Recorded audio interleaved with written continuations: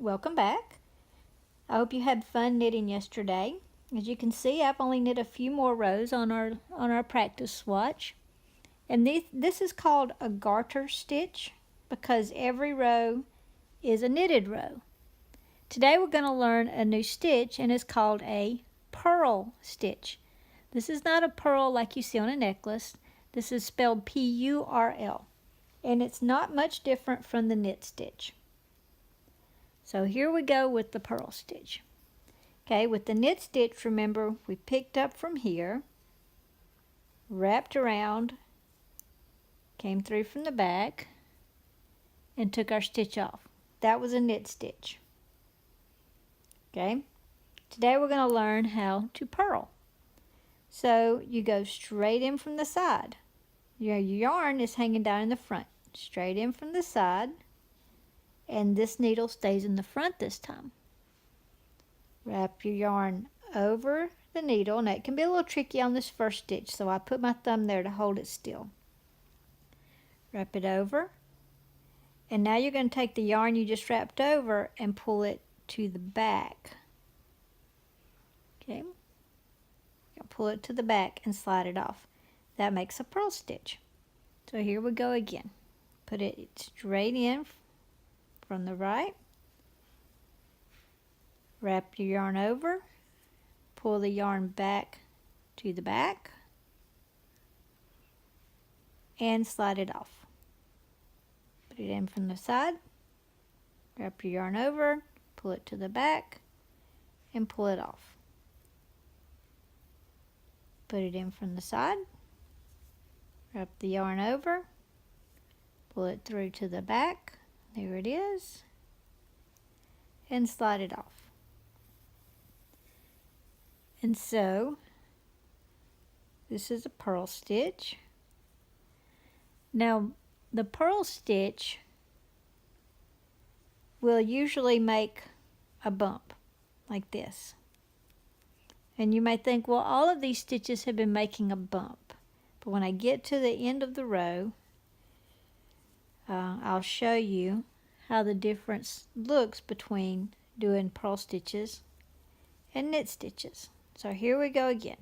Put it in from the side, wrap it over, pull the yarn through to the back and off the top. Put it in from the side, wrap the yarn over, and pull it off. Okay, notice that when you were knitting stitches, your yarn was in the back like that. When you're purling stitches, your yarn will always be on the front. So we're going to go in from the front, wrap over, pull the yarn through to the back, and slide it off. Put it in, wrap it over, pull it through to the back, slide it off. Put it in, wrap it over, pull it through to the back, and slide it off. And we got just a few more stitches.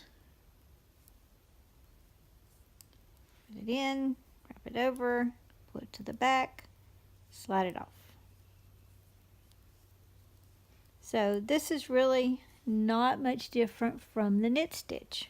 It's just sort of upside down, if you will, or perhaps backwards.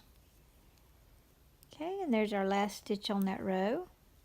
Now, if we turn it around, you will see that we have now what looks like some V's. Okay, it's harder to see because it's easier to see when you have more rows. But if you look closely, you can see the rows of V's forming here.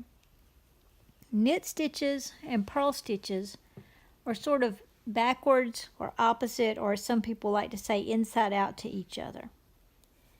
If you look on the front where we just finished, you'll notice where we did the purl stitches, there are bumps.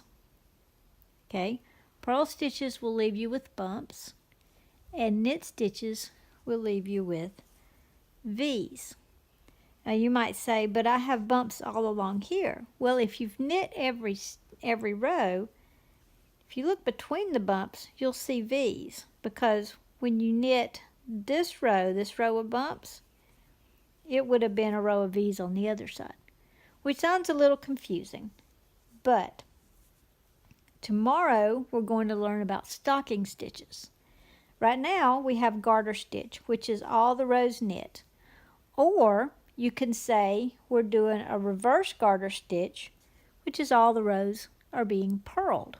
So today we're doing what's called reverse garter stitch, which simply means you're purling every row. Reverse garter stitch looks identical to garter stitch. So I don't know why people make a distinction. So let's purl one more row. Now your yarn, when you've turned it, now your yarn is trying to naturally stick off the back. That's okay. Don't pull it over the top. Just pull it around the side to the front. And again, when you're purling, the first stitch on the row is the hardest. So pick it up from the front. Kind of hold it in place with your thumb if you have to. Wrap your yarn over. Pull it through to the back. And slide it off. Now your yarn, of course, is stuck in the front. Yarn over, put through, slide it off. Insert your needle, wrap it over, pull your yarn through to the back, and slide it off. And I'll finish out this row. And you'll see that other than a slight break in the pattern, it starts to look exactly like it did when we were knitting every row. Put it through, wrap it over, pull it to the back, over the top. Put it through, wrap it over, go to the back, and pull it off. And again, knitting is a relaxing time, okay? You don't want to get real stressed over it. We're not trying to go real fast. If you're wondering, my tail yarn was getting wrapped around my working yarn. We're not trying to go fast. Knitting is for enjoyment. Now, some people do knit fast. I don't. And that's okay.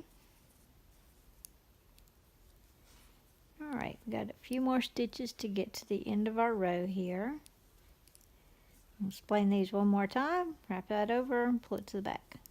When you purl, you go in from the right side, wrap it over, pull your loop to the back, slide it off. Going from the right side, there, wrap it over. Some people say you're going in from the top because you could figure it that way. Some people say you're going into the front. Some people say you're going in from the right. Either way, this is the way that you're doing it. Okay, so we got to the end of that row, and if you'll notice, we got this little break where we changed patterns, but if I knit 4 or 5 more rows, it's going to look just like this because we're doing all purl rows now. So today's homework, do 4 or 5 purl rows all in a row, and what you'll notice is that you have a swatch that has this kind of stitch with a little break across it, and then more of this stitch up here. So, go give it a try, and happy knitting!